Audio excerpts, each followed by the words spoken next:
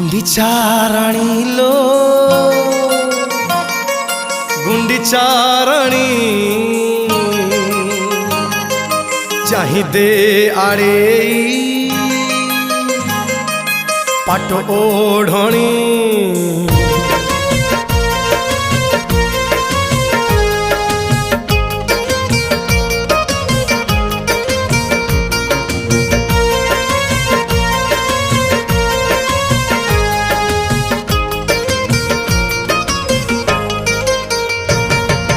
गुंडीच्या राणीलो गुंडीच्या राणी चाहिदे आड़े पाट ओढ़णी गुंडीच्या राणीलो गुंडीच्या राणी चाहिदे आड़े पाट ओढ़णी कालिया आसुची कुणिया होइल।